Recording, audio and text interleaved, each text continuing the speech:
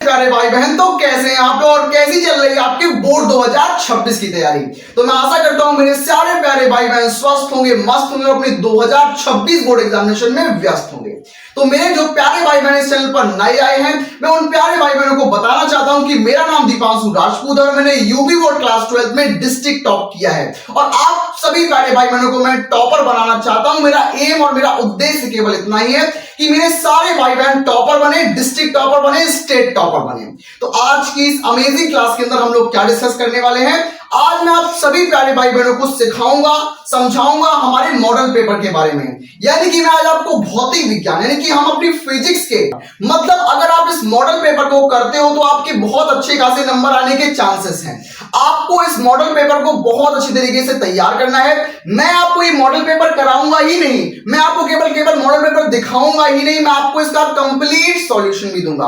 आज की क्लास में संपूर्ण हल सहित आपको बताऊंगा, इसका एक एक उत्तर, एक एक प्रश्न का एक एक उत्तर मैं आपको सिखाऊंगा। तो आइए बिल्कुल वीडियो को स्टार्ट करते हैं और आपको बिल्कुल आसान से आसान शब्दों में बिल्कुल सिखाते और समझाते हैं।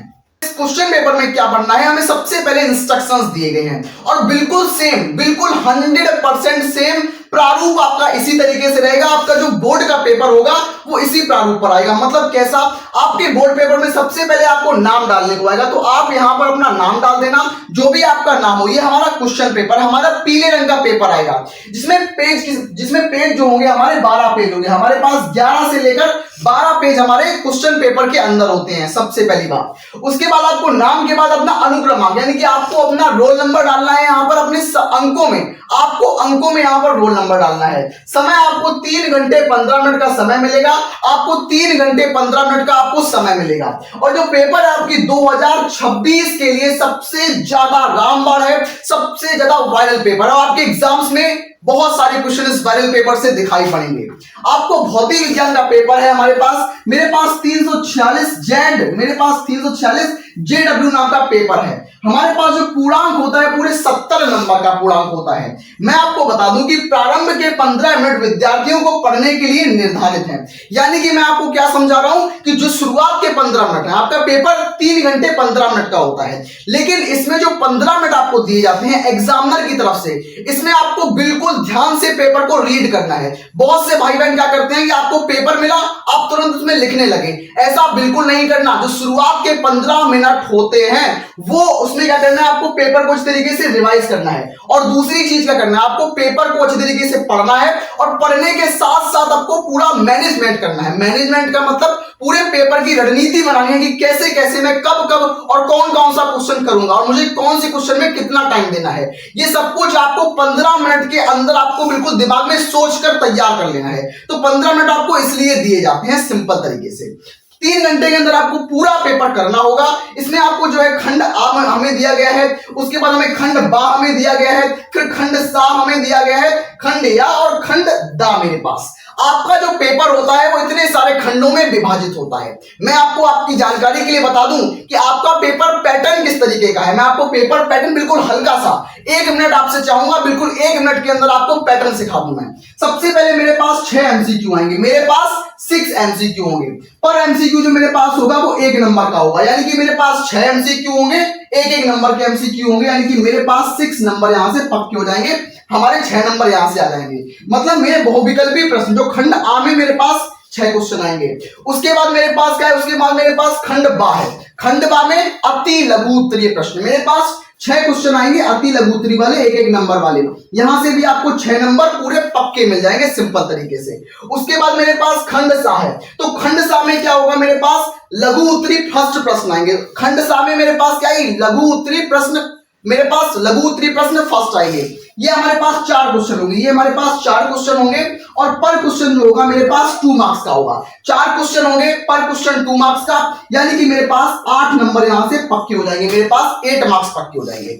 उसके बाद सबसे ज्यादा जरूरी जो मेरे पास जो मेरा खंड है वो मेरे पास खंड या होता है। खंड या में क्या होता है कि लघु उत्तरीय सेकंड प्रश्न आते हैं और लघु उत्तरीय सेकंड पूरे 3 नंबर के प्रश्न होते हैं। पूरे 3 नंबर वाले 10 क्वेश्चन आते हैं।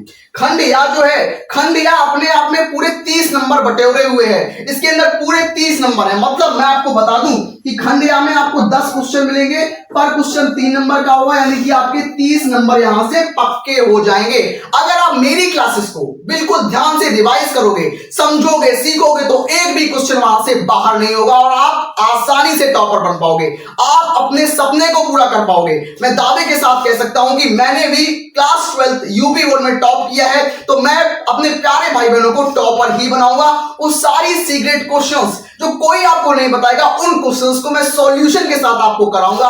बस विश्वास रखना आप लोग, मैं आपको टॉपर ही बनाऊंगा। उसके बाद मेरे पास खंड दा है। खंड दा जो मेरे पास होता है वो पूरे 5-5 नंबर वाले क्वेश्चंस का होता है।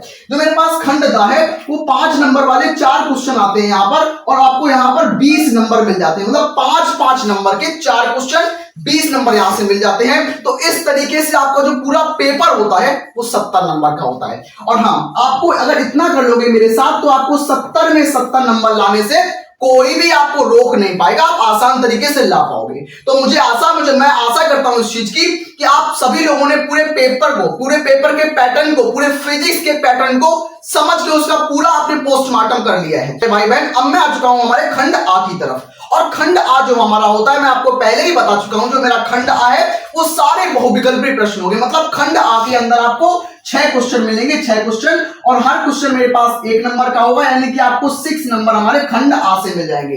खंड आ हमारा बहुविकल्पी होता है और यहाँ पर सारे एमसीक्यू वाले क्वेश्चन आते हैं और बहुत आसान एमसीक्यू आते हैं। जैसे जैसे एमसीक्यू मैं कराऊंगा, आपको उन एमसीक्यू को तैयार कर लेना है और एक भी क्वेश्चन उन एमसीक्यू से बाहर नहीं जाएगा। मैं दावे के साथ कहता हूं इस चीज को। हमारा क्वेश्चन नंबर 1 जो है उसमें हमारे 6 एमसीक्यू है। 6 एमसीक्यू यानी कि मेरे पास 1-1 नंबर वाले क्वेश्चन है।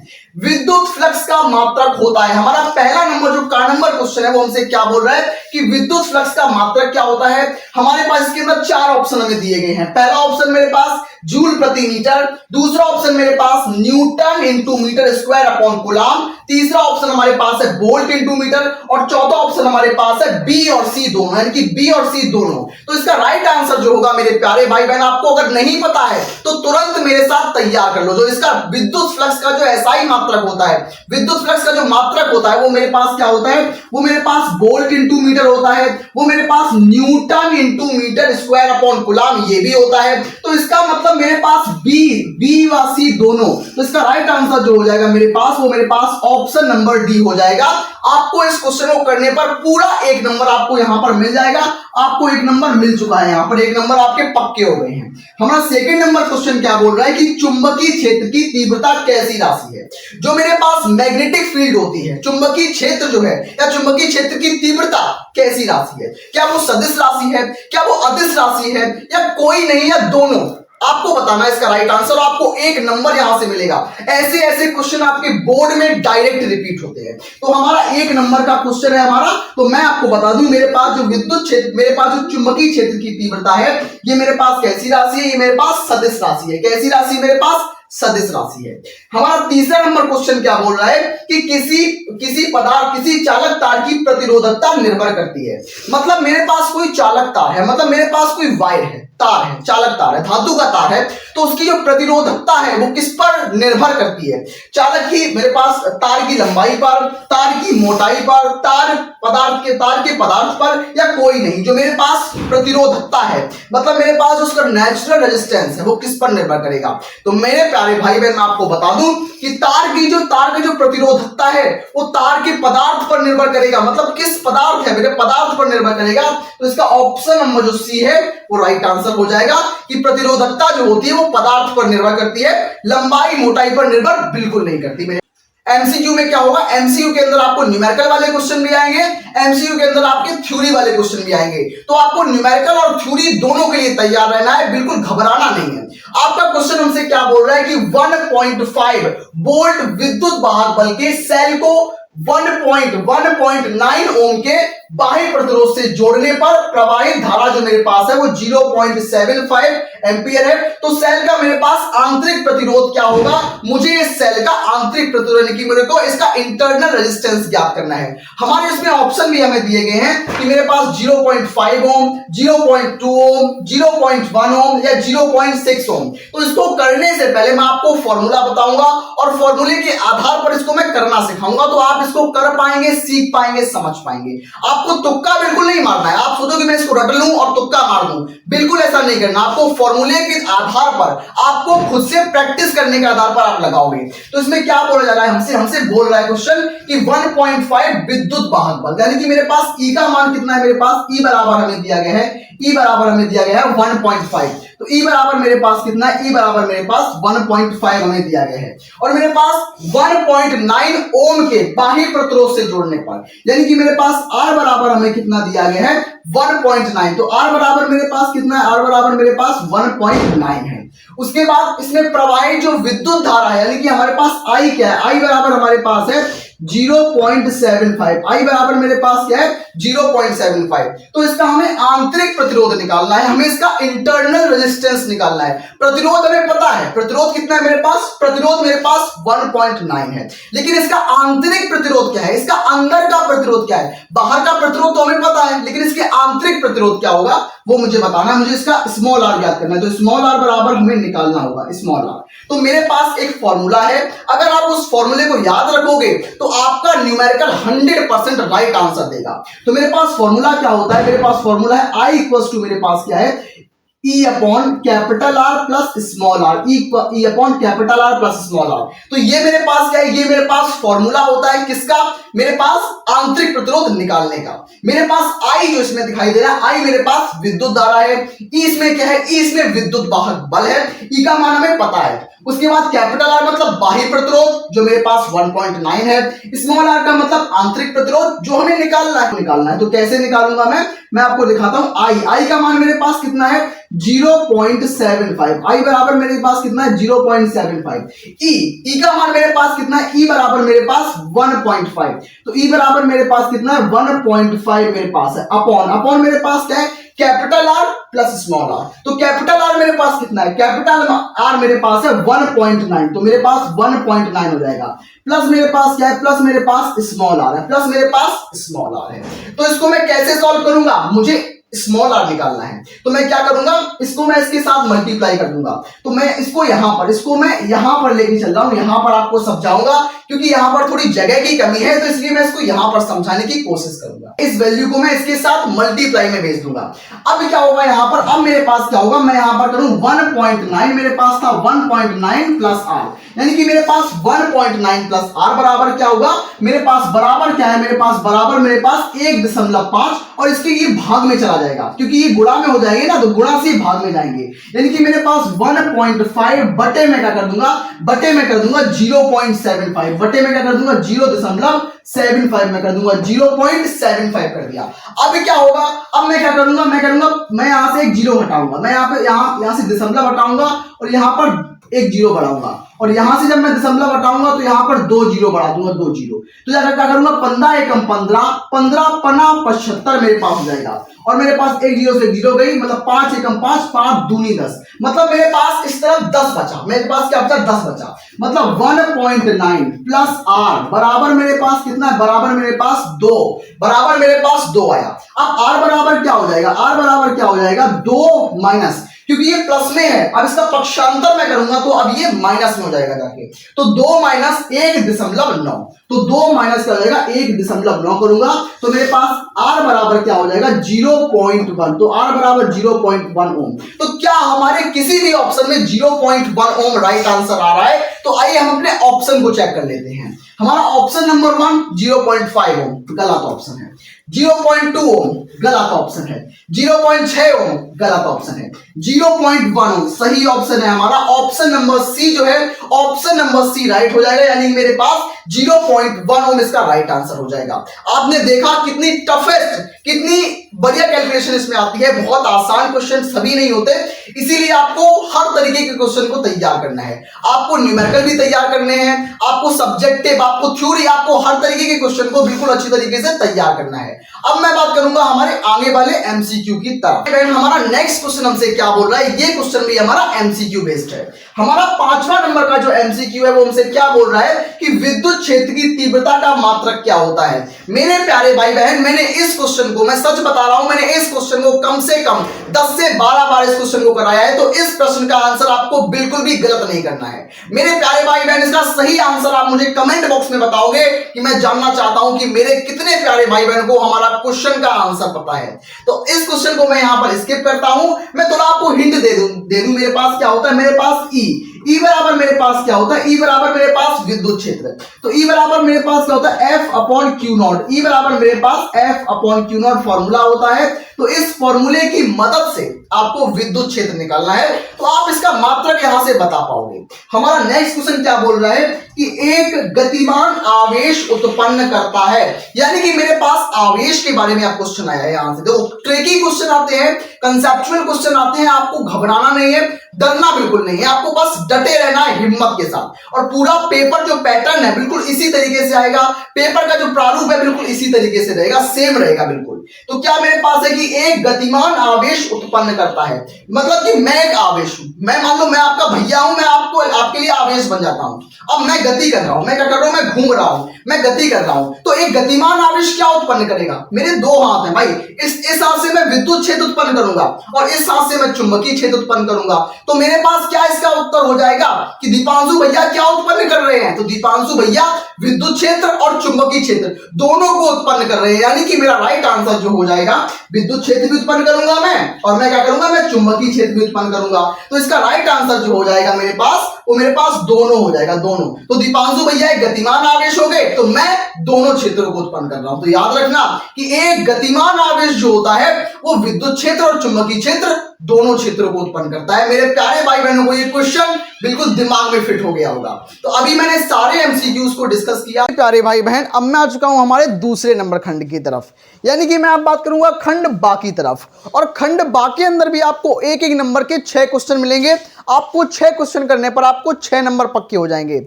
मतलब यहां पर क्वेश्चन जो होगा वो 1 नंबर का होगा, यानी कि आपको यहां पर क्या होगा, यहां पर आपको मिलेंगे 6 क्वेश्चंस, यहां पर आपको मिलेंगे 6 क्वेश्चंस, और एक क्वेश्चन जो होगा वो 1 नंबर का होगा, यानी कि आपको इस खंड से आपको 6 नंबर पक्के हो जाएंगे। हमारा क्वेश्चन नंबर का, तो का नंबर क्वेश्चन हमसे क्या बोल रहा है कि संधारित्र की धारिता की परिभाषा दीजिए। तो हमारे पास क्वेश्चन नंबर जो का है वो हमसे क्या बोल रहा है कि हमें संधारित्र की धारिता की परिभाषा देनी है। तो आइए इसको मैं आपको बिल्कुल आसान तरीके से आपको इसकी मैं परिभाषा आपको बताता हूं।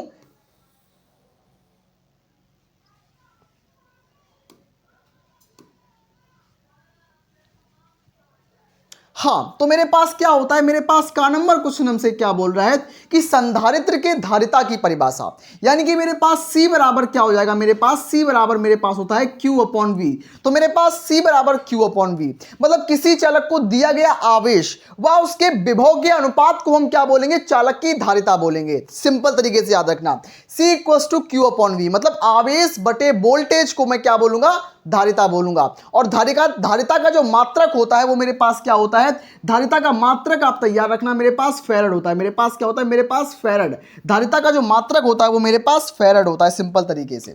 तो मेरे पास अब क्या मैं बात करूंगा, अब मैं बात करूंगा हमारे क्वेश्चन नंबर खा की तरफ। तो हमारा खा नंबर क्वेश्चन क्या बोलेगा कि समविभव पृष्ठ की 2 प्रमुख विशेषताएं बताइए। क्वेश्चन नंबर खा हमसे क्या बोल रहा है कि हमारे पास जो समविभव पृष्ठ है, जो मेरे पास समविभव पृष्ठ की 2 प्रमुख विशेषताएं लिखिए। तो आइए मैं समविभव पृष्ठ की 2 विशेषताएं आपको बताता हूं।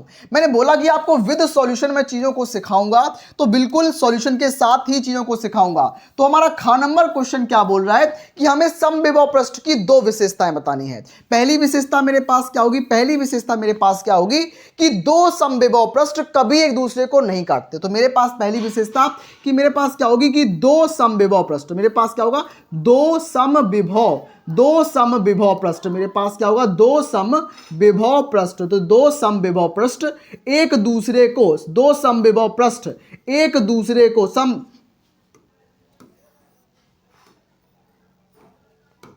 दो समविभव पृष्ठ एक दूसरे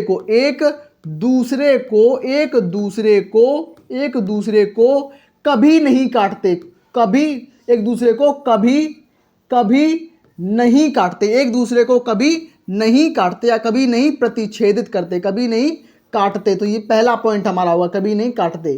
तो ये मेरे पास पहले नंबर का पॉइंट हो गया कि दो जो हमारे पास समविभव पृष्ठ होंगे वो कभी आप एक दूसरे को कभी प्रतिच्छेद या काटते नहीं हैं। दूसरा पॉइंट मेरे पास, दूसरी विशेषता मेरे पास क्या होगी कि मेरे पास अगर समविभव पृष्ठ है तो उसके एक बिंदु से अगर मैं दूसरे बिंदु पर आता हूं, अगर मैं एक बिंदु से दूसरे बिंदु तक आता हूं तो आने में मेरे को वहां से आने में किया गया कार्य जो होगा वो जीरो होगा। क्या मतलब मेरे पास कि अगर मैं क्या करूंगा, मेरे पास एक बिंदु से क्या है, मेरे पास एक बिंदु से मेरे पास क्या होगा कि एक बिंदु से दूसरे बिंदु तक, एक बिंदु से दूसरे बिंदु तक, एक बिंदु से दूसरे बिंदु तक जाने में, दूसरे बिंदु तक जाने में किया गया कार्य, जाने में किया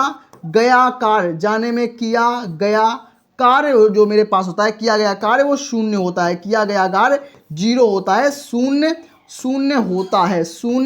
होता है मेरे पास, किया गया कार्य जो होता है मेरे पास शून्य होता है मेरे पास। सिंपल तरीके से इसके दोनों विशेषताएं मैंने बता दी। आप आसान तरीके से आपने दोनों विशेषताओं को जाना। जो मेरे पास समविभव पृष्ठ होता है वो कभी भी एक दूसरे को काटता नहीं है, प्रतिच्छेदित नहीं करता। दूसरी कि एक बिंदु से दूसरे बिंदु तक जाने में किया गया कार्य जीरो होता है। प्यारे भाई बहन, आपने का नंबर और खा नंबर दोनों प्रश्नों को बहुत आसान तरीके से समझा होगा। लेकिन अब मैं बात करूंगा हमारे गा नंबर क्वेश्चन की तरफ। तो गा नंबर क्वेश्चन हमसे क्या बोल रहा है कि मेरे पास विद्युत फ्लक्स और विद्युत क्षेत्र में क्या संबंध होता है। गा नंबर क्वेश्चन जो है ये भी हमारा वेरी इंपॉर्टेंट क्वेश्चन है और इसमें मुझसे पूछा गया है कि विद्युत फ्लक्स और विद्युत क्षेत्र में क्या अंतर है। जो मेरे पास विद्युत फ्लक्स होता है, मेरे पास जो विद्युत फ्लक्स मेरे पास है, जो मेरे पास विद्युत फ्लक्स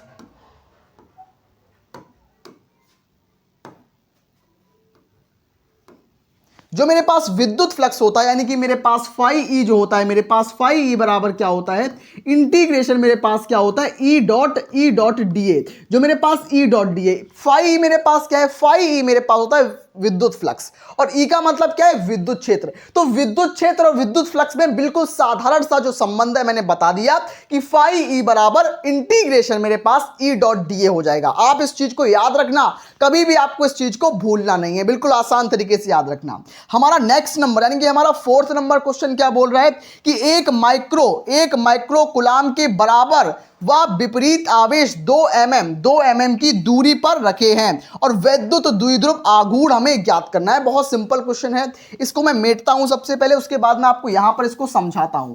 हमारा क्वेश्चन हमसे क्या बोल रहा है, क्वेश्चन को सबसे पहले क्वेश्चन को करने का तरीका केवल एक ही है। कोई भी न्यूमेरिकल सॉल्व करो, तरीका हमारे पास केवल एक ही है कि क्वेश्चंस में क्या क्या हमें दिया गया है और क्या हमें निकालना है। बस इस तरीके से आप कोई भी न्यूमेरिकल हो उसको सॉल्व कर पाएंगे विद इन सेकंड्स के अंदर। तो आपको क्या करना होगा कि हमें दिया गया है कि एक माइक्रो कूलाम, यानी कि हमें आवेश दिया गया है। हमें आवेश कितना है, आवेश हमारे पास Q बराबर कितना है कि 1 माइक्रो कूलाम। तो माइक्रो का मतलब 10 की घात -6, तो 1 गुणा 10 की घात -6 मेरे पास आवेश हो गया। ये मेरे पास 1 माइक्रो कूलाम आवेश है जो कि मेरे पास 2 mm की दूरी पर रखा हुआ है। जो मेरे पास दूरी है, दूरी मेरे पास कितनी है, मेरे पास 2 mm है, यानी कि मैं 2 गुणा 10 की घात -3 कर दूंगा। अब ये मेरे पास मीटर में चेंज हो गई, अब ये मेरे पास मीटर में चेंज होगी। तो मेरे पास दूरी कितनी है कि 2 गुणा 10 की घात -3 मेरे पास दूरी है, सिंपल तरीके से।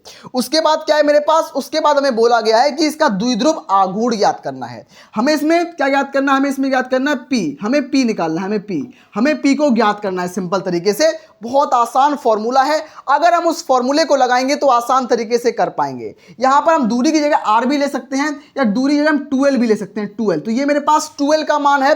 12 का मतलब होता है दोनों आवेशों के बीच की दूरी, यही मतलब होता है। तो मैं क्या करूंगा, मैं फॉर्मूला लगाऊंगा। मेरे पास क्या है, मेरे पास फॉर्मूला क्या होता है, P इक्वल्स टू मेरे पास क्या होता है Q इंटू 12। P बराबर क्या होता है मेरे पास, P बराबर मेरे पास होता है Q इंटू 12 मेरे पास। तो P बराबर मैं कर दूंगा मेरे पास Q का मतलब कितना है, Q का मतलब 10 की घात -6, Q का मतलब 10 की घात -6 गुणा 12 का मतलब मेरे पास कितना है, 10 की घात मेरे पास 12 का मतलब कि 2 गुणा 10 की घात -3। तो 12 का मतलब क्या है कि 2 गुणा 10 की घात -3, ये मेरे पास 12 का मान है कि 2 गुणा 10 की घात -3 मेरे पास 12 का मान है। तो P बराबर मेरे पास क्या हो जाएगा, 2 गुणा 10 की घात -9 मेरे पास, 2 गुणा 10 की घात -9 कूलाम इंटू मीटर। तो ये मेरे पास क्या हो गया, ये मेरे पास द्विध्रुव आघूर्ण का मान हो गया। आपने इसको बहुत आसान तरीके से किया।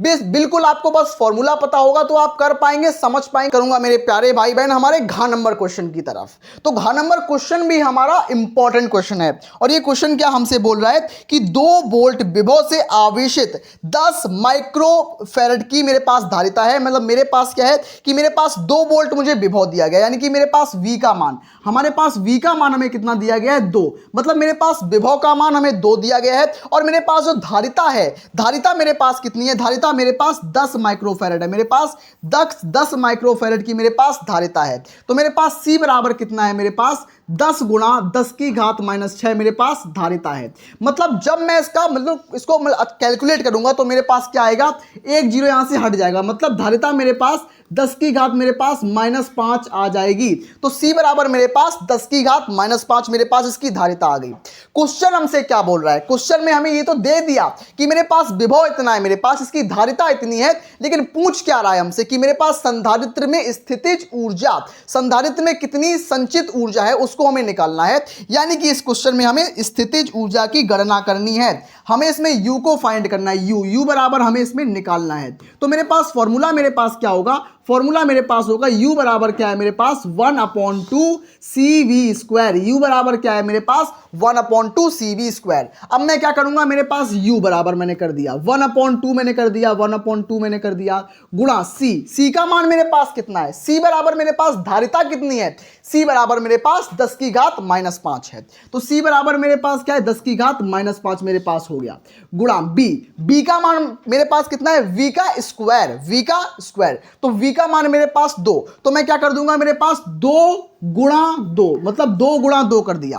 अब मैं इसको कैलकुलेट करूंगा, बहुत आसान है कैलकुलेशन, मतलब मैं 2 से 2 को कैंसिल कर दूंगा। मैंने 2 से 2 को कैंसिल कर दिया तो मेरे पास U बराबर क्या आएगा, U बराबर आएगा 2 गुणा 10 की घात -5 मेरे पास जूल। ये मेरे पास इसका राइट आंसर हो जाएगा कि 2 × 10⁻⁵ जूल इसका राइट आंसर हो जाए। आपको समझ में आया या नहीं मुझे कमेंट करके बताओ, मैं जानना चाहता हूं कि मेरे प्यारे भाई बहनों को समझ में आया या नहीं। ये सारे क्वेश्चंस हमारे वायरल क्वेश्चंस हैं और ये जो मॉडल पेपर है हमारा बेहतरीन और वायरल मॉडल पेपर है फिजिक्स का। तो अब मैं बढ़ता हूं आगे वाले क्वेश्चंस की तरफ। मेरे प्यारे भाई बहनों मैं आगे वाले क्वेश्चंस की तरफ बढ़ रहा हूं।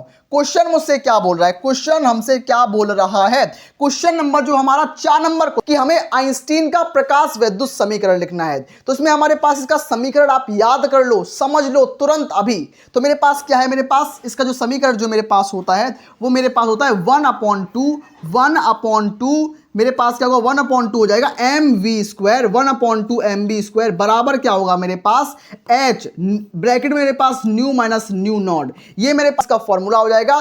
क्या फॉर्मूला मेरे पास होगा कि 1/2 mv² बराबर h new minus new not. ये मेरे पास क्या होगा, ये मेरे पास आइंस्टीन का प्रकाश वैद्युत समीकरण होता है। आप इसको तैयार कर लेना, तुरंत तैयार कर लेना। तो मेरे प्यारे भाई बहन आपने इस खंड को कंप्लीट किया। अब मैं बात करूंगा हमारे आगे वाले खंड की तरफ। तो आगे वाला खंड हमसे क्या बोल रहा है, आप इसको समझो, सीखो और जानो। तो आगे वाला खंड हमसे क्या बोल रहा है, आगे वाला खंड में इसमें ब्लैंक पेज, अब हमारा खंड सा आ गया।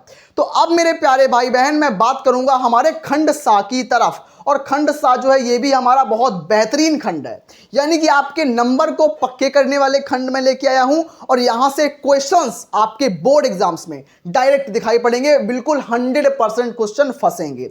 तो क्वेश्चन को देखते हैं। हमारा क्वेश्चन क्या बोल रहा है, क्वेश्चन हमसे बोल रहा है कि लॉरेंज बल, मेरे पास क्वेश्चन क्या हमसे बोल रहा है, क्वेश्चन मुझसे बोल रहा है कि लॉरेंज बल से आप क्या समझते हैं, किसी स्थान का मेरे पास क्या है, किसी स्थान का मेरे पास वैद्युत क्षेत्र में इतना दिया गया है, मेरे पास वैद्युत क्षेत्र इतना है और उसके बाद मेरे पास चुंबकीय क्षेत्र मेरे पास इतना दिया गया है, चुंबकीय क्षेत्र मुझे इतना दिया गया है।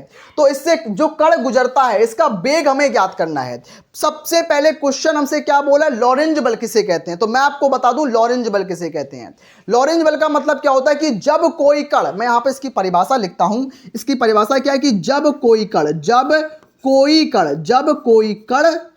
कण चुंबकीय क्षेत्र में गति करता है। जैसे कि मैं कण हूं, अगर मैं चुंबकीय क्षेत्र में गति कर रहा हूं, घूम रहा हूं, तो मेरे ऊपर एक बल का अनुभव लगेगा, उस बल को मैं बोलूंगा चुंबकीय बल या मैं उसको लॉरेंज फोर्स बोलता हूं। तो मेरे पास क्या होता है कि जब कोई कण चुंबकीय क्षेत्र में गति करता है, जब कोई कण चुंबकीय क्षेत्र में चुंबकीय क्षेत्र में गति करता है, चुंबकीय क्षेत्र में गति करता है, चुंबकीय क्षेत्र में गति करता है, तो वह बल का अनुभव करता है, तो वह एक बल का अनुभव करता है, तो वह बल का अनुभव करता है, बल का अनुभव करता है, बल का अनुभव, बल का अनुभव करता है, बल का अनुभव करता है। तो बल का अनुभव करता है, जिसे बल का अनुभव करता है, जिसे मैं क्या करता हूं, कहता हूं कि बल का अनुभव करता है, जिसे मैं लॉरेंज बल करता हूं, जिसे लॉरेंज बल कहते हैं, जिसे क्या कहते हैं, जिसे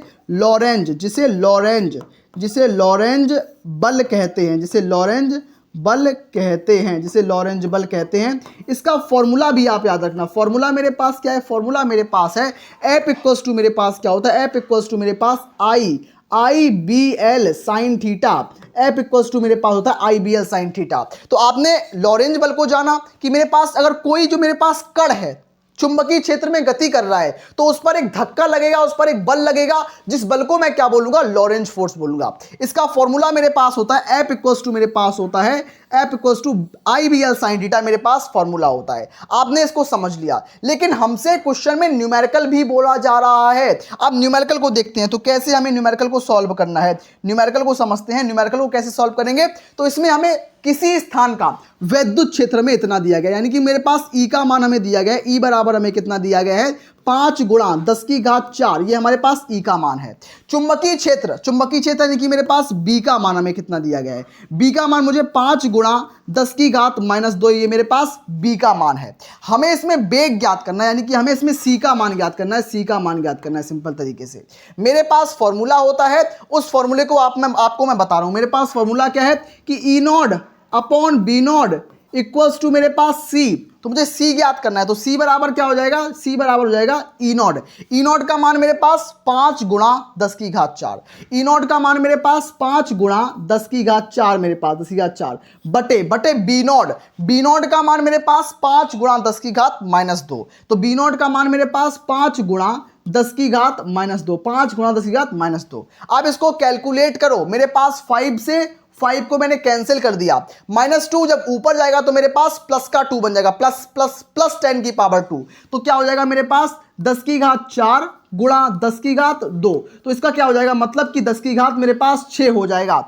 लेकिन ये मेरे पास वेग है, वेग का मतलब वेलोसिटी। अगर मेरे पास वेलोसिटी है तो इसका जो मात्रक हो जाएगा वो मीटर पर सेकंड हो जाएगा, यानी कि इसका मात्रक जो है वो मीटर पर सेकंड हो जाएगा। सिंपल तरीके से याद रखना, मैंने यहां पर वेग भी ज्ञात कर लिया। क्या कोई भी क्वेश्चन बहुत ज्यादा टफ है? फिजिक्स से आप फालतू में डरते हो, फिजिक्स कितना आसान कोई सब्जेक्ट नहीं होता है। सबसे पहले अपने मेंटली स्ट्रांग बनो और सोचो कि मैं फिजिक्स में कर सकता हूं, बहुत अच्छा स्कोर कर सकता हूं, और आपको बिल्कुल इसी तरीके का पेपर मिलेगा। इतना ही टफ पेपर आएगा, इससे ज्यादा टफ पेपर नहीं मिलेगा आपको, मैं दावे के साथ कहता हूं इस चीज को। क्वेश्चन नंबर हमारा खा नंबर क्वेश्चन क्या बोल रहा है, खा नंबर क्वेश्चन हमसे क्या बोल रहा है कि नाभिक की बंधन ऊर्जा से आप क्या समझते हैं। नाभिक की बंधन ऊर्जा से आप क्या समझते हैं? नाभिक क्या होता है भैया, मैं आपको नाभिक समझाऊं डिटेल में, बिल्कुल डिटेल में वायरल पेपर आपको करा रहा हूं मैं कि मेरे पास क्या है, मेरे पास कोई एक परमाणु है, मेरे पास क्या है कि मेरे पास कोई एक परमाणु है, यानी कि ये मेरे पास एक परमाणु है। परमाणु में क्या होता है, परमाणु में इलेक्ट्रॉन्स होते हैं, उसके अंदर नाभिक होता है। तो ये मेरे पास परमाणु है और बीच में क्या है, ये मेरे पास नाभिक है, बीच में नाभिक। और परमाणु में ये क्या है, परमाणु में इलेक्ट्रॉन घूम रहे हैं। ये मेरे पास क्या है, ये मेरे पास इलेक्ट्रॉन्स इसके आसपास चक्कर लगा रहे हैं, इलेक्ट्रॉन्स चक्कर लगा रहे हैं, ये मेरे पास इलेक्ट्रॉन्स चक्कर लगा रहे हैं। बीच में मेरे पास नाभिक है और नाभिक के अंदर मेरे पास क्या होता है, नाभिक के अंदर मेरे पास प्रोटॉन प्लस न्यूट्रॉन होते हैं। नाभिक के अंदर क्या होता है, प्रोटॉन प्लस न्यूट्रॉन्स होते हैं, जिनको हम टोटल मिलाकर न्यूक्लियॉन्स बोलते हैं। तो प्रोटॉन और न्यूट्रॉन को मिलाकर हम न्यूक्लियॉन्स बोलते हैं, याद रखना। तो क्या होगा, बंधन ऊर्जा क्या होती है, बंधन, बंधन का मतलब बांधना, बंधन का मतलब बांधना। तो किसी नाभिक के अंदर प्रोटॉन और न्यूट्रॉन को अलग अलग करने के लिए आवश्यक ऊर्जा को बंधन ऊर्जा कहते हैं, बिल्कुल सिंपल तरीके से। तो मैं क्या करूंगा, बिल्कुल आसान तरीके से इसकी डेफिनेशन लिखूंगा। डेफिनेशन में मैं क्या लिखूंगा, मैं यहां पर इसको बिल्कुल इरेज करता हूं। क्या लिखूंगा कि किसी नाभिक में, किसी नाभिक में क्या लिखूंगा कि किसी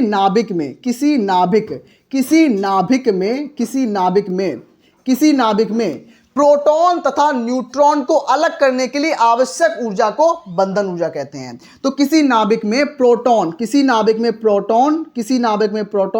तथा न्यूट्रॉन, प्रोटॉन तथा न्यूट्रॉन, प्रोटॉन तथा न्यूट्रॉन को अलग करने के लिए, न्यूट्रॉन को अलग करने के लिए, न्यूट्रॉन को अलग अलग करने के लिए, न्यूट्रॉन को अलग करने के लिए, अलग करने के लिए आवश्यक ऊर्जा को, करने के लिए आवश्यक ऊर्जा को, तो क्या मेरे पास हो जाएगा, मेरे पास हो जाएगा सिंपल तरीके से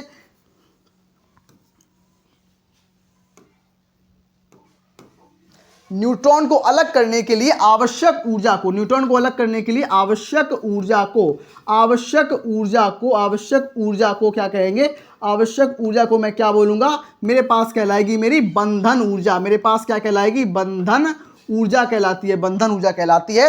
तो आपने बंधन ऊर्जा की परिभाषा को समझ लिया। कैसे? मैंने जो आपको बताई यही मेरे पास बंधन ऊर्जा की परिभाषा होती है और बिल्कुल समझना है, कुछ भी रटने की आवश्यकता नहीं है। अगर आप मेरे से पढ़ रहे हो ना तो रटना बिल्कुल पाप है, रटना तो बिल्कुल है ही नहीं, बिल्कुल समझने पर आपको फोकस करना है। सेकंड नंबर, हमारा ग नंबर क्वेश्चन क्या बोल रहा है कि ध्रुवी तथा अध्रुवी प्रकाश का चित्रीय निरूपण कीजिए। तो मुझे क्या बताना है, मुझे बताना है ध्रुवी प्रकाश और मुझे बताना है अध्रुवी प्रकाश। आपको इसका चित्र बनाना है, बस आपको पूरे के पूरे नंबर मिलेंगे। चित्र बनाना तो हमारे 20 साल का तजुर्बा है। तो कैसे बनाएंगे? सबसे पहले मैं बनाऊंगा यहां पर ध्रुवी प्रकाश, उसके बाद मैं बनाऊंगा अध्रुवी प्रकाश। तो सबसे पहले मेरे पास ध्रुवी प्रकाश, ये मेरे पास क्या है, मैंने एक स्केल से एक लाइन खींच ली और यहां पर एक मैंने पॉइंट बना लिया। तो यहां पर बनाऊंगा मैं इस तरीके से, ये मेरे दोलन होंगे, ये मेरे पास इस तरीके से। ये मेरे पास किसका चित्र है? ये मेरे पास ध्रुवी प्रकाश है। ये मेरे पास क्या है? ये मेरे पास ध्रुवी प्रकाश का चित्र है। ये मेरे पास ध्रुवी प्रकाश का चित्र है। और ये मेरे पास क्या होगा? ये मेरे पास क्या होगा? इस तरीके से। ये मेरे पास क्या है? ये मेरे पास क्या है? ये मेरे पास अध्रुवी प्रकाश है।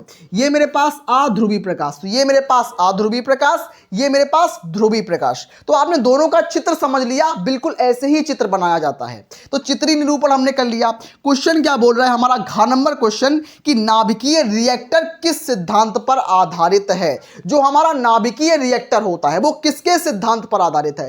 क्वेश्चन दमदार है, क्वेश्चन समझदार है, क्वेश्चन लाजवाब है। तो क्वेश्चन में आपको क्या लिखना है मेरे पास, मेरे प्यारे भाई बहन? आपको घबराना तो सबसे पहली बात है ये नहीं, आपको समझना है बिल्कुल बेसिक से। तो क्या होगा इसमें मेरे पास, मैं बताता हूं आपको, टेंशन नको लेनी है आपको कि नाभिकीय रिएक्टर किसके सिद्धांत पर आधारित है। जो नाभिकीय रिएक्टर जो मेरे पास होता है वो मेरे पास नाभिकीय विखंडन पर आधारित है। किस पर? नाभिकीय विखंडन पर आधारित है।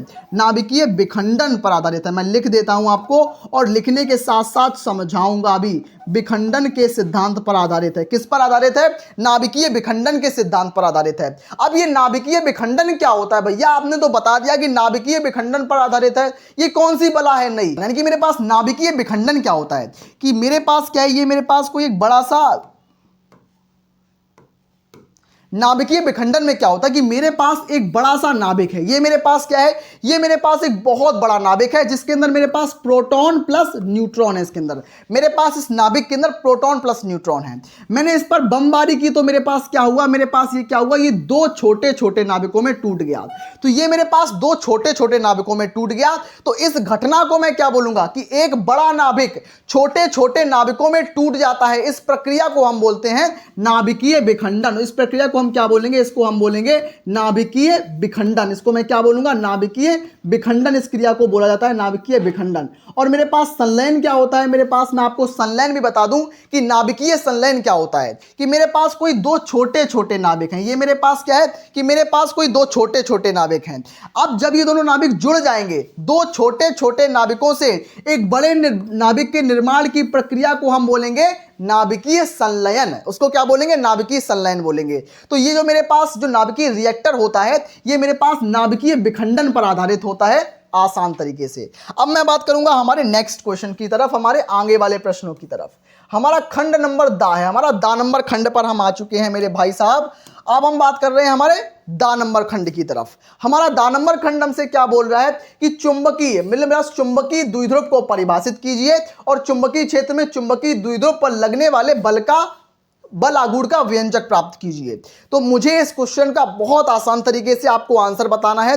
तो मेरे पास चुंबकीय द्विध्रुव की परिभाषा दीजिए। चुंबकीय द्विध्रुव की परिभाषा क्या होती है मैं आपको बताऊं कि मेरे पास अगर कोई चुंबक है, मेरे पास क्या है, ये मेरे पास कोई अगर चुंबक है, ये मेरे पास क्या है चुंबक, तो इसमें मेरे पास नॉर्थ पोल, मेरे पास साउथ पोल।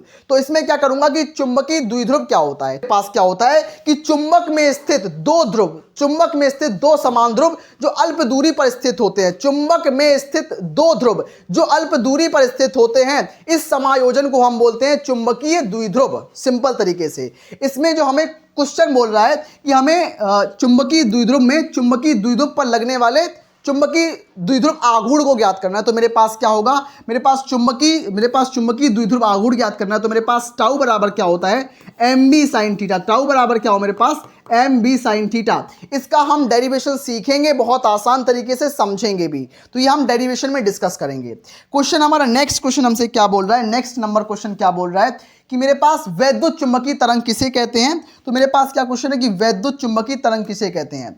हमारे पास वैद्युत चुंबकीय तरंग किसे कहते हैं, मैं आपको बताऊं, बहुत आसान तरीके से बताना चाहता हूं कि मैं अगर कोई आवेश हूं, क्या हूं, मैं एक आवेश हूं और मैं गति कर रहा हूं।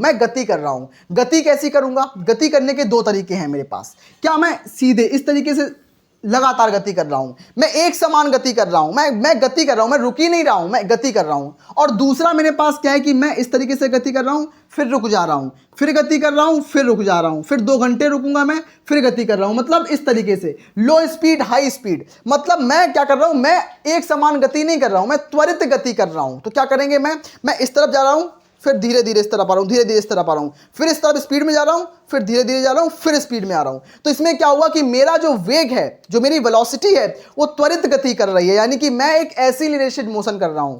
तो इसमें क्या होता है कि किसी भी त्वरित कण के द्वारा उत्पन्न तरंगों को हम वैद्युत चुंबकीय तरंगे कहते हैं। तो आपको परिभाषा बहुत आसान है, परिभाषा में आपको क्या लिखना है, डेफिनेशन में आपको बिल्कुल आसान तरीके से समझ के करना है। डेफिनेशन आपको समझनी है, तो क्या है कि किसी त्वरित कण के द्वारा, तो क्या लिखना है आपको, किसी त्वरित कण के द्वारा, किसी त्वरित कण के द्वारा उत्पन्न तरंगे मेरे पास क्या कहलाती हैं, उत्पन्न तरंगे वैद्युत चुंबकीय तरंगे कहलाती हैं। उत्पन्न तरंगे मेरे पास वैद्युत चुंबकीय तरंगे कहलाती हैं, वैद्युत चुंबकीय तरंगे कहलाती हैं। सिंपल तरीके से याद रखना, कहलाती हैं। तो ये मेरे पास क्या हो गया, मेरे पास वैद्युत चुंबकीय तरंगों की परिभाषा हो गई। मैं एक एक चीज को लिख लिख कर समझा रहा हूं कि आप लोग समझ पाओ, सीख पाओ। कि वैद्युत चुंबकीय तरंगों के कोई 2 गुण लिखिए, तो 2 गुण मैं आपको बताना चाहूंगा। आपको यही ऐसे ही बता दूं कि वैद्युत चुंबकीय जो तरंगें होती हैं वो प्रकाश की भांति परावर्तन और अपवर्तन करती हैं, पहला गुण। दूसरा गुण कि जो मेरे पास विद्युत चुंबकीय तरंगें हैं वो त्वरित आवेश द्वारा उत्पन्न होती हैं, दूसरा गुण। इसका मैं तीसरा गुण अगर आपको मैं बताऊं कि विद्युत चुंबकीय तरंगों के संचरण के लिए माध्यम की आवश्यकता नहीं होती। तो इसके 3 गुण मैंने आपको बता दिए, आपने बहुत आसान तरीके से समझ भी लिए। अब मैं बात करूंगा हमारे आगे वाले क्वेश्चन की तरफ। प्यारे भाई बहन, मैं अब बात करूंगा हमारे ग नंबर क्वेश्चन की तरफ। तो क्वेश्चन हमारा क्या है, मैं कंप्लीट मॉडल पेपर को डिस्कस कर रहा हूं। तो ग नंबर क्वेश्चन हमारा क्या बोल रहा है हमसे कि प्रकाश विद्युत प्रभाव क्या होता है और मेरे पास धातु का कार्यफलन क्या होता है। दोनों जो परिभाषाएं हमारी होती हैं, दोनों वेरी इंपॉर्टेंट परिभाषाएं हैं और मैं आपको लिखकर बता सकता हूं कि ये क्वेश्चन जो मेरे पास 100% आने के चांसेस रखते हैं। कि मेरा क्वेश्चन मुझसे क्या बोल रहा है कि धातु का कार्यफलन क्या होता है और मेरे पास प्रकाश विद्युत प्रभाव क्या होता है। तो सबसे पहले मैं आपको इन दोनों की परिभाषाएं आपको मैं बता देता हूं कि मेरे पास ये दोनों क्या होती हैं। तो मेरे पास क्या है, मेरे पास सबसे पहले मैं बात करूंगा मेरे पास प्रकाश विद्युत प्रभाव। तो मेरे पास क्या है कि जब किसी धातु के तल पर निश्चित आवृत्ति की प्रकाश किरण को डाला जाता है तो इलेक्ट्रॉन का उत्सर्जन होने लगता है, यह घटना प्रकाश विद्युत प्रभाव कहलाती है। यानी कि मेरे पास क्या है कि मेरे पास कोई धातु है, यानी मेरे पास ये क्या है, ये मेरे पास कोई धातु है, मेरे पास कोई मेटल है और इस पर मैं क्या कर रहा हूं, इस पर मैं कोई निश्चित आवृत्ति की प्रकाश किरण को डाल रहा हूं, मैं इस पर प्रकाश किरण को डाल रहा हूं। तो क्या होगा, तो मेरे पास इलेक्ट्रॉन निकलने लगेंगे, तो मेरे पास इलेक्ट्रॉन का उत्सर्जन हो जाएगा, इलेक्ट्रॉन का उत्सर्जन होगा। यानी कि मेरे पास कोई धातु है और धातु के तल पर प्रकाश को डालने पर इलेक्ट्रॉनों का उत्सर्जन होना मेरे पास क्या कहलाता है, प्रकाश विद्युत प्रभाव कहलाता है। अब बात करूंगा मैं धातु का कार्यफलन। तो कार्यफलन क्या होता है मेरे पास कि प्रकाश की वह न्यूनतम मात्रा क्या होता है मेरे पास कि प्रकाश की वह न्यूनतम मात्रा जो इस धातु से इलेक्ट्रॉन को उत्सर्जित करने के लिए आवश्यक होती है, उसको मैं बोलूंगा धातु का कार्यफलन। बिल्कुल मेरे पास वर्क फंक्शन कहलाएगा, धातु का कार्यफलन कहलाता है। तो आपने बहुत आसान तरीके से प्रकाश विद्युत प्रभाव और धातु के कार्यफलन को समझ लिया होगा। अब मैं बात करूंगा हमारे मॉडल पेपर के आगे वाले क्वेश्चंस की तरफ। हमारा ये मॉडल पेपर सबसे धुआंधार मॉडल पेपर है। हमारा घ नंबर क्वेश्चन क्या बोल रहा है कि खगोलीय दूरदर्शी क्या होता है, खगोलीय दूरदर्शी का किरण आरेख बनाइए। क्या होता है मैं आपको बताऊं, इसमें आपको क्या लिखना है, उत्तर में आपको क्या लिखना है, आपको आसान तरीके से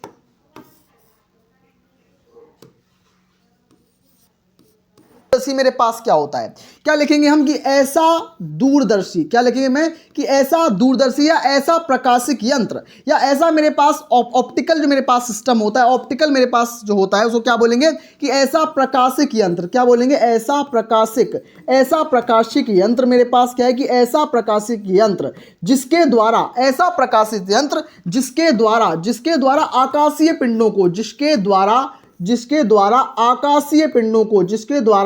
आकाशीय पिंडों को देखा जाता है, जिसके द्वारा आकाशीय पिंडों, यानी कि मेरे पास मैं चांद को बोलूं, मैं सितारों को बोलूं, चांद सितारों को जिस इंस्ट्रूमेंट की मदद से हम देखते हैं उसको मैं खगोलीय दूरदर्शी बोलता हूं, याद रखना। तो ऐसा प्रकाशिक यंत्र जिसके द्वारा आकाशीय पिंडों को देखा जाता है, आकाशीय पिंडों को देखा जाता है, उसको मैं क्या बोलूंगा देखा जाता है, उसको मैं क्या बोलूंगा खगोलीय दूरदर्शी कहलाता है, देखा जाता है खगोलीय दूरदर्शी कहलाता है, खगोलीय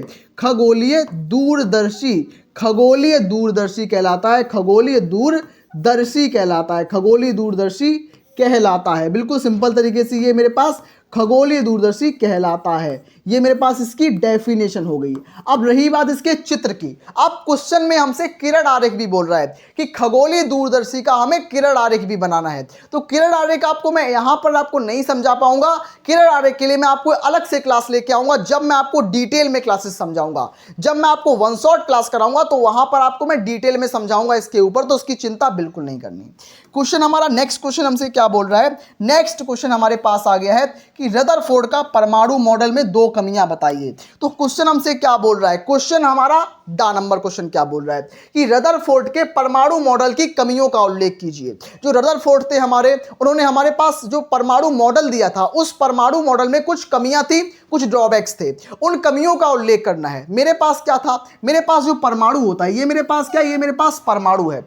अब परमाणु के बीच में क्या होता है, परमाणु के बीच में एक ठोस भाग होता है जिसको मैं नाभिक कहता हूं, नाभिक है ये मेरे पास। तो मेरे पास इसके अंदर इलेक्ट्रॉन्स चक्कर लगा रहे हैं, मेरे पास क्या इलेक्ट्रॉन्स में चक्कर लगा रहे हैं, इलेक्ट्रॉन्स चक्कर लगा रहे हैं। और जो मेरे पास रदरफोर्ड थे, रदरफोर्ड ने क्या बोला, रदरफोर्ड की कमियां क्या थी, इन्होंने क्या बोला कि इलेक्ट्रॉन हमेशा ऊर्जा का उत्सर्जन करता रहता है और इलेक्ट्रॉन जो है वो चारों ओर चक्कर लगाते रहते, अपने अंदर से ऊर्जा को निकालता रहता है। ऑब्वियस सी बात है, अगर ऊर्जा निकलेगी तो ये धीरे धीरे करके ये इसके नाभिक में आ जाएगा, मतलब ये अंततः नाभिक में गिर जाएगा। लेकिन वास्तविक में ऐसा बिल्कुल नहीं होता है, ये थ्योरी जो है बिल्कुल गलत है, वास्तविकता में ऐसा नहीं होता। तो इसका मतलब ये है कि जो रदरफोर्ड ने अपना परमाणु मॉडल दिया था वो गलत, उसमें वो परमाणु के स्थायित्व की व्याख्या करने में असफल रहे थे। तो इनकी पहली कमी जो थी, मैं यहां पर बता दूं कि रदरफोर्ड की पहली कमी क्या थी, परमाणु के स्थायित्व में व्याख्या ना कर पाना। मेरे पास क्या थी, परमाणु स्थायित्व ना बता पाना, परमाणु स्थायित्व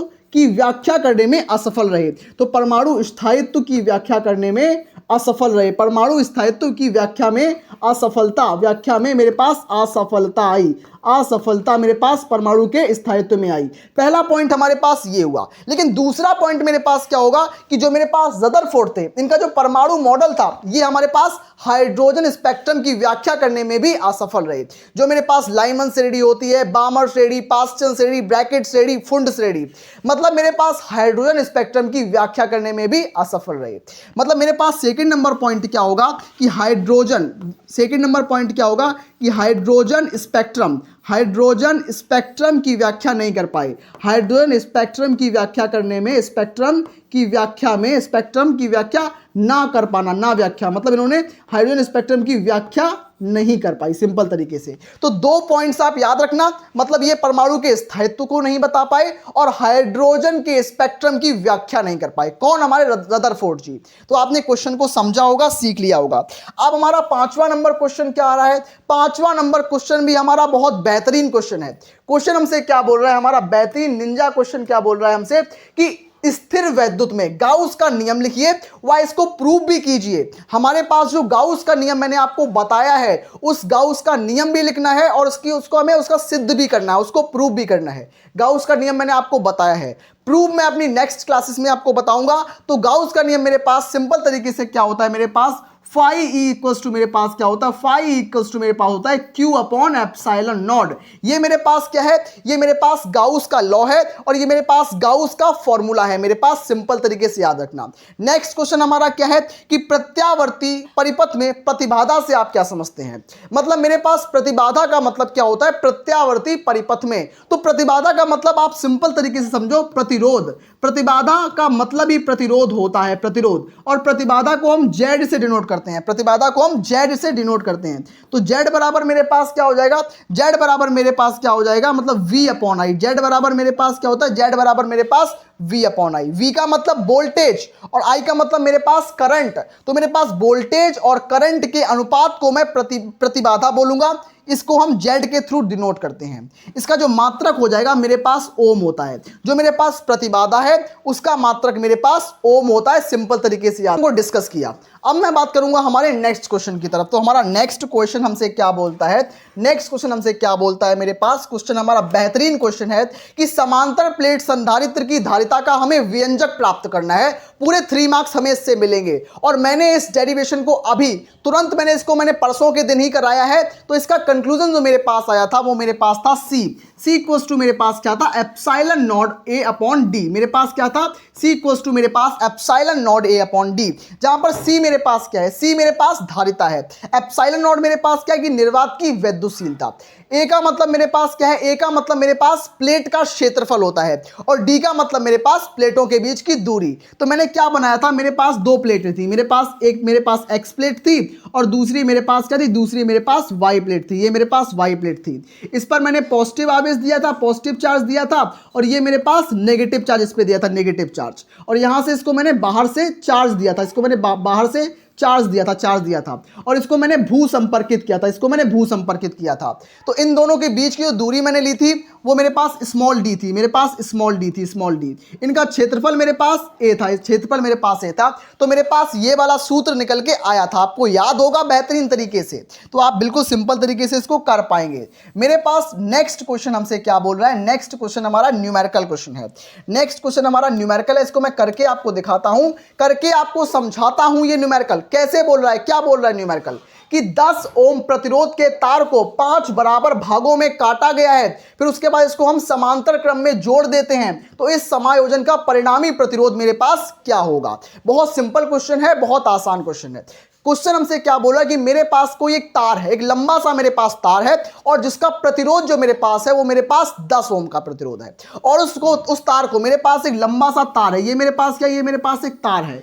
मेरे पास ये क्या है? ये मेरे पास एक तार है। अब इस तार का प्रतिरोध कितना है? मेरे पास 10 ओम है। इस तार का प्रतिरोध जो मेरे पास 10 ओम इस तार का प्रतिरोध है और इस तार को मैं 5 1 2 3 4 मतलब 1 2 3 4 5 इसको मैंने 5 बराबर भागों में तोड़ दिया, काट दिया। और प्रत्येक का जो मेरे पास क्या आएगा? प्रत्येक का प्रतिरोध अलग अलग होगा। मतलब मेरे पास इस समायोजन को जोड़ने पर हमें जो परिणामी प्रतिरोध हमें ज्ञात करना है। तो कैसे ज्ञात करेंगे? मेरे पास टोटल प्रतिरोध हमें 10 ओम दिया गया है, 10 ओम प्रतिरोध है मेरे पास। टोटल मेरे पास कितना है? टोटल मेरे पास 10 ओम का प्रतिरोध है, 10 ओम का। तो मेरे पास 10 ओम का प्रतिरोध है, 5 टुकड़ों में तोड़ दिया गया। 10 ओम का प्रतिरोध है, 5 टुकड़ों में तोड़ दिया गया, यानी कि मेरे पास 2 ओम इसका राइट आंसर आएगा। 2 ओम मेरे पास 2 ओम निकल के आ चुका है। मतलब पर तार का मेरे पास प्रत्येक जो टुकड़ा है, प्रत्येक टुकड़े का जो मेरे पास प्रतिरोध है वो 2 ओम आएगा। प्रत्येक टुकड़े का प्रतिरोध 2 ओम आएगा, 2 ओम। लेकिन इसमें बोला जा रहा है कि हमें हर टुकड़े को समानांतर क्रम में जोड़ना है। फॉर्मूला लगाऊंगा, मेरे पास फॉर्मूला क्या है, मेरे पास 1/r इक्वल्स टू मेरे पास क्या होगा 1/r1। 1/r1 का मान 2, मतलब 1/2 कर देंगे, प्लस मैं करूंगा 1/r2। r2 का मान मतलब पांचों तारों के टुकड़ों का मेरे पास 2 मान है, तो 1/2 कर देंगे इसमें भी। 1/r3, r3 का मान मेरे पास 2 ओम, मतलब सभी का मेरे पास 2 ओम आएगा, प्लस r4, तो 1/r4 का मान 2 आएगा, प्लस 1/r5, तो मेरे पास 1/2 इसमें भी आएगा। मतलब पांचों टुकड़े मेरे पास, पहला टुकड़ा, दूसरा, तीसरा, चौथा, पांचवा, मतलब मेरे पास पांचों टुकड़े जब होंगे मेरे पास, उन सभी टुकड़ों का जो मेरे पास प्रतिरोध है वो 2 ओम है। अब मैं क्या करूंगा, मेरे पास इसके नीचे जो मेरे पास हर है, हर समान है, अब हम ऊपर वालों को जोड़ देंगे। तो मैं क्या करूंगा 1 2 3 4 5, तो 5 बटे मेरे पास 2 हो जाएगा। मेरे पास क्या हो जाएगा, मेरे पास 5 बटे 2 आ जाएगा। लेकिन मुझे 1/r का मान दिया गया है, तो r बराबर मेरे पास क्या हो जाएगा, r बराबर मेरे पास हो जाएगा 2/5, तो r बराबर मेरे पास 2/5। यानी कि जब मैं इसको सॉल्व करूंगा तो मेरे पास r का मान कितना निकल के आएगा 0.54 ओम, 0.4 ओम। तो मेरे प्यारे भाई बहन, आपने इस क्वेश्चन को सीखा कि कैसे किया। बहुत आसान था कि मैंने टुकड़ों में तोड़ दिया। मेरे पास ये तार था, इसको मैंने 5 टुकड़ों में 1 2 3 4 1 2 3 4 5 टुकड़ों में तोड़ दिया। तो मेरे पास 10 ओम का बड़ा तार था, 10/5 किया तो मैंने क्या किया 2 ओम आ गया, इसका परिणाम ही 2 आया। तो प्रत्येक टुकड़े में कितना प्रतिरोध था 2 ओम। इसको मैंने समांतर क्रम का फॉर्मूला लगाया और मेरे पास 0.4 ओम इसका राइट आंसर निकल के आ चुका है। कोई भी टफ इसमें न्यूमेरिकल नहीं है, बहुत सिंपल न्यूमेरिकल है।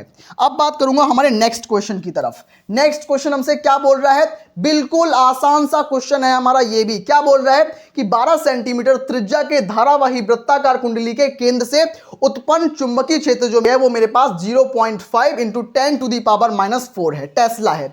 और कुंडली में प्रवाहित धारा का मान हमें ज्ञात करना है। इसका एक बेसिक सा फॉर्मूला हमारे पास होता है। क्या होता है मेरे पास फॉर्मूला, B इक्वल्स टू मेरे पास क्या होगा, B इक्वल्स टू मेरे पास होगा mu naught into I. B equals to मेरे पास mu naught into I upon 2r, upon मेरे पास 2r। तो फॉर्मूला मेरे पास क्या है कि B equals to mu naught into I upon 2r मेरे पास फॉर्मूला है किसका, चुंबकीय क्षेत्र निकालने का। इसमें हमसे धारा निकालने को बोल रही है, तो धारा यानी कि हमें आई का मान निकालना है, आई का मान। ये क्वेश्चन बहुत ही आसान है। इस क्वेश्चन को सॉल्व करने के बाद आप लोग मुझे अपना आंसर जो है वो कमेंट बॉक्स में बताएंगे। बिल्कुल एंडिंग पे आ चुका हूं और हमारे 5-5 नंबर के 4 क्वेश्चन आएंगे। मतलब जो हमारा 6वां नंबर क्वेश्चन होगा वो पूरे 5 मार्क्स का होगा। आप इन क्वेश्चंस को स्क्रीनशॉट ले लो। मैं इन सभी प्रश्नों का सॉल्यूशन अपनी क्लास के अंदर कराऊंगा, सारे क्वेश्चंस को सॉल्व कराऊंगा अपनी क्लासेस के अंदर। तो आप इन दोनों क्वेश्चंस को स्क्रीनशॉट ले लो, ये आपके लॉन्ग के सबसे इंपॉर्टेंट क्वेश्चन है। 7वां नंबर क्वेश्चन क्या है कि रदरफोर्ड के अल्फा कण प्रकीर्णन प्रयोग लिखिए और समस्थानिक, संभारिक और समन्यूट्रॉनिक को परिभाषित कीजिए। 7वां नंबर क्वेश्चन और पूरे 5 नंबर का क्वेश्चन। अगर आपको नहीं आता तो आप इसके अथवा में जा सकते हो कि स्वप्रेरण तथा अन्योन प्रेरण में क्या अंतर होता है और दोनों की परिभाषाएं भी आपको आनी चाहिए। यह क्वेश्चन आपके बोर्ड के लिहाज से पूरे 5 नंबर का क्वेश्चन होता है। अब मैं बात करूंगा हमारे 8वें नंबर क्वेश्चन की तरफ। 8वां नंबर क्वेश्चन भी हमारा 5 नंबर का है कि वैद्युत परिपथ संबंधी मेरे पास किरचॉफ के लॉ लिखने हैं। मेरे पास दोनों नियमों को लिखना है, धारा नियम को और आपको लूप के नियम को, दोनों को लिखना है। उसके बाद हमारा नेक्स्ट में हमारे अथवा में क्या क्वेश्चन है कि किसी गोली पृष्ठ द्वारा प्रकाश के अपवर्तन के लिए सूत्र लिखिए व किसी पतले लेंस के लिए सूत्र की व्युत्पत्ति कीजिए। तो यह क्वेश्चन भी हमारा वेरी इंपॉर्टेंट है। अब मैं बात करूंगा हमारे 9th नंबर क्वेश्चन की तरफ। तो 9वां नंबर क्वेश्चन हमसे क्या बोल रहा है कि बायो-सैवर्ट का नियम लिखिए कि बायो-सैवर्ट के नियम की सहायता से किसी धारावाही कुंडली के केंद्र पर उत्पन्न चुंबकीय क्षेत्र का व्यंजक प्राप्त कीजिए। तो इस क्वेश्चंस को भी मैं करा चुका हूं, ये डेरिवेशन भी मैं करा चुका हूं, बेहद आसान सी डेरिवेशन है। उसके अथवा में आपको दिया गया है कि एम्पियर का परिपथीय नियम लिखिए और इसके आधार पर आप अनंत लंबाई के धारावाही चालक तार के द्वारा उत्पन्न चुंबकीय क्षेत्र का व्यंजक प्राप्त कीजिए। तो आपको बायो-सैवर्ट का नियम और आपको एम्पियर का नियम अच्छी तरीके से तैयार होना चाहिए। और जो आपको मैंने लॉन्ग आंसर्स बताए हैं, लॉन्ग आंसर का कंप्लीट डिटेल्ड सॉल्यूशन मेरे क्लास पर मिलेगा, मेरे चैनल पर मिलेगा। तो आपको रेगुलरली क्लासेस को अटेंड करना है और मैंने बिल्कुल आसान से आसान तरीके से, भले ही क्लास थोड़ी लंबी हो गई, उस चीज से फर्क नहीं पड़ता। मेरा उद्देश्य केवल और केवल आपको क्वालिटी एजुकेशन देना है। अगर मैं आपको खाली खाली पेपर दिखा देता तो उससे कुछ फायदा नहीं था। मैंने आपको बिल्कुल कंप्लीट डिटेल्ड सॉल्यूशन दिया है, तो उसका बहुत बहुत फायदा मिलेगा आपको। मैं मिलता हूं अपनी नेक्स्ट अमेजिंग क्लास में। तब तक के लिए पढ़ते रहिए, स्वस्थ रहिए, मस्त रहिए।